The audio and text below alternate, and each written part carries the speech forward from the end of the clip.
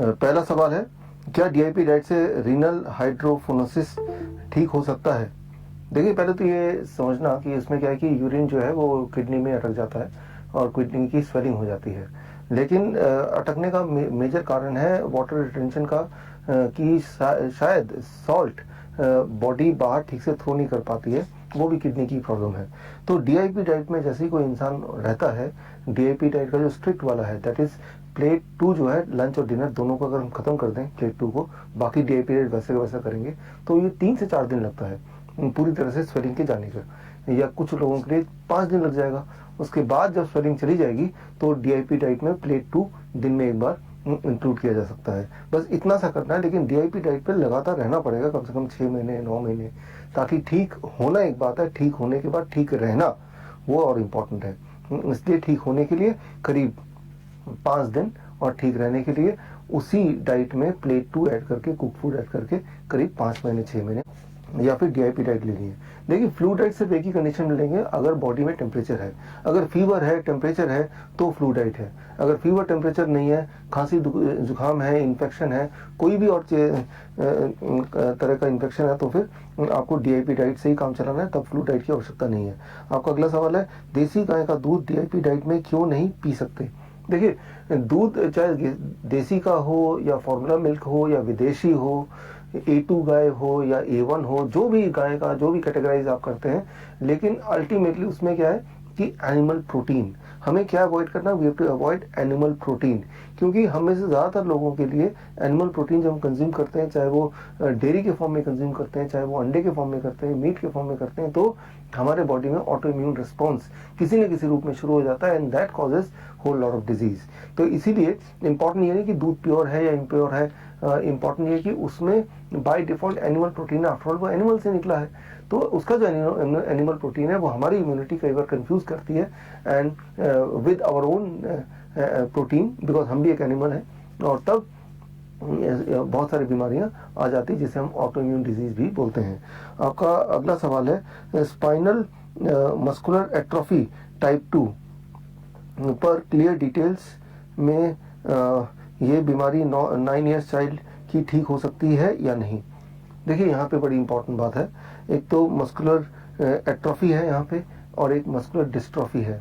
इनमें खासियत ये है कि जो नर्व्स के जो स्पाइनल कॉर्ड के जो नर्व्स के सेंसेशन है वो धीरे धीरे कमज़ोर पड़ते जाते हैं, और जैसे जैसे वो कमज़ोर पड़ेंगे, बॉडी के मसल्स पे उस बच्चे की या उस पेशेंट का जो कंट्रोल है वो धीरे धीरे जाता रहेगा, और एक टाइम आएगा जब हाथ पैर बॉडी के कंट्रोल चले जाएंगे, और ऐसे करके पेशेंट की जो स्थिति है नाजुक होती चली जाती है और बिल्कुल ही ख़त्म हो जाती है।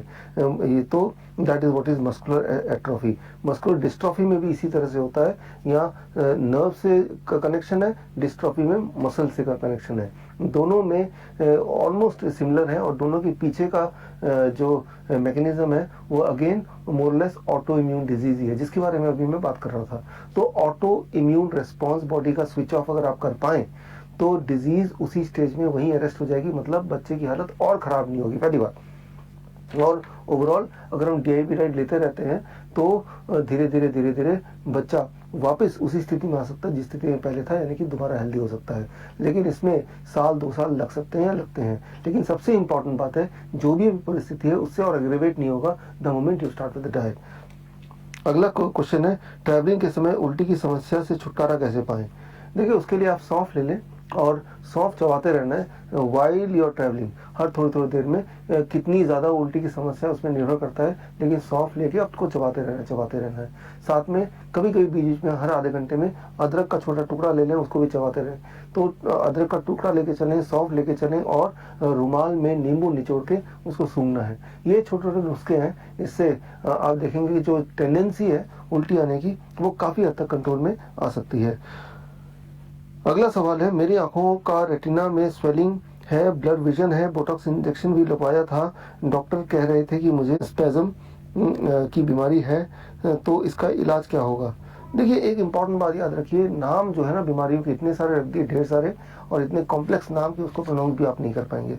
लेकिन सबसे इम्पॉर्टेंट बात इसी क्वेश्चन के दौरान आपने देखा कि किडनी में भी पानी जमा हो सकता है, और बॉडी के किसी भी ऑर्गन में पानी जमा हो सकता है, वो लंग्स भी हो सकता है, यहाँ तक कि वो आंखें भी हो सकती हैं, रेटिना भी हो सकता है। कहीं भी एक्सेस वाटर डिपॉजिट होगा तो वो वाला ऑर्गन फंक्शन कम करेगा या नहीं करेगा। तो किसी भी बॉडी के किसी भी अंग से अगर पानी के एक्सेस डिपॉजिट को निकालना है तो सेफ एंड सिंपल फॉर्मूला वही है कि the moment you are on DIP diet minus plate 2 को लंच और डिनर से हटा दिया, और ऐसा लगातार 5 डेज तक किया आपने, तो स्वेलिंग चाहे वो किडनी में हो जैसे मैंने पहले बताया था, या रेटिना में हो जैसे अभी हम बात कर रहे हैं, स्वेलिंग हैज टू गो। और स्वेलिंग जाने के लिए 5 दिन, लेकिन उसके बाद स्वेलिंग गई वापस ना आ जाए उसके लिए simple DIP diet for next 5 months, तो उससे आप ठीक हो जाएंगे। ये बोटॉक्स इंजेक्शन की बात की, ये बड़े खतरनाक चीज़ें हैं, इनको दोबारा कभी सोचेगा भी मत। और साथ में आई के विजन को इम्प्रूव करने के लिए shoulder neck and I rotation exercise है, जो मैं कई बार बताता रहता हूँ, मेरे कई सारे वीडियोस में भी है। वो एक्सरसाइज एक बार और देख लेते हैं। रोज 15 मिनट लगाइए shoulder neck and I rotation exercise. Shoulder 10 इस साइड और 10 इस साइड, तो ये करेंगे तो आई हेल्थ में बड़ा अच्छा असर पड़ेगा। फिर नेक इस तरह से 10 बार, इस तरह से 10 बार, फिर इस साइड 10 बार बैठे बैठे ही, और इस साइड 10 बार। तो ये हो गया shoulder neck and I rotation में आंखों को इस तरह से आप देख रहे हैं कि ऐसे 10 बार इस तरफ एंड 10 बार दूसरी तरफ। इसमें किसी की मदद भी ले सकते हैं, कोई अपने फिंगर को इस तरह से घुमाएगा और आपको सिर्फ उसके फिंगर को फॉलो करना है, और धीरे धीरे आपकी प्रैक्टिस हो जाएगी, आप और अच्छा करने लगेंगे। इंपॉर्टेंट ये नहीं कि आप अच्छा कर पा रहे हैं कि नहीं, इंपॉर्टेंट ये कि क्या आप कर रहे हैं। रोज करना है 15 मिनट, 20 मिनट कभी भी। तो ये एक्सरसाइज को अपना परमानेंट पार्ट ऑफ लाइफस्टाइल बना लीजिए। अगर आपके आई हेल्थ के बारे में आपको फिक्र है, कैटरैक्ट है, ग्लूकोमा है, चश्मा पहना हुआ है, इन सब में प्रभावशाली है, लेकिन ये exercise plus the DIP diet. आपका आखिरी सवाल है, हम कैसे कांटेक्ट करें other diabetes educator and nutritionist trained by you. यहाँ कोई लिस्ट या डिटेल अवेलेबल नहीं है। देखिए लिस्ट हम निकालते रहते हैं डायबिटीज एजुकेटर्स का, और हमने पिछली लिस्ट निकाली थी अक्टूबर महीने में, एक किताब रिलीज हुई थी मेरी, और इस किताब में हमने पूरी लिस्ट निकाली थी, और ये उनके फोटो के साथ लिस्ट निकाली, आप देख पा रहे होंगे। और करीब यहाँ पे टोटल 364 डायबिटीज एजुकेटर की लिस्ट है। तो लिस्ट टाइम टू टाइम हम अपने पब्लिकेशंस में निकालते हैं, हमारी मैगजीन आती है हर महीने, उसमें निकालते हैं। तो ये अगर फ्री बुक चाहिए और हमारी जो मंथली मैगजीन है उसमें आप देखना चाहते हैं तो biswarup.com biswarup.com में जाएंगे तो ये फ्री डाउनलोड करेंगे तो ये लिस्ट मिल जाएगी। हमारे ये जो किताब आई है ये जनवरी महीने में रिलीज़ की थी। यहाँ हमने डॉक्टरों की जो लिस्ट है, हमारे कंसल्टेंट डॉक्टर हैं, चाहे वो होम्योपैथिक हैं, आयुर्वेदिक हैं, एलोपैथिक हैं, हर तरह के डॉक्टर की हमारे पास एक कंसल्टेंट्स हमारे साथ जुड़े हुए हैं। उन सब की लिस्ट भी यहाँ पे हमने उनकी डिग्रियों के साथ ये दिया है हमने। तो टाइम टू टाइम हम अपने पब्लिकेशंस में अपने और डिजिटल मैगजीन में डालते रहते हैं। तो आपको क्या करना है कि उन biswarup.com में जाके आप देखेंगे तो हमारा डिजिटल मैगजीन जो है विश्वास, वो मिल जाएगा। तो उसके माध्यम से आप टाइम टू टाइम बहुत सारी जानकारी हासिल कर सकते हैं। या वहाँ पे एक सेक्शन है biswarup.com में फ्री ई बुक, उसमें हमारी जो लेटेस्ट पब्लिकेशन है, बुक्स हैं, वो फ्री डाउनलोड मिलेगी और उसमें ये सारे के इन्फॉर्मेशन रहेंगे। इसके अलावा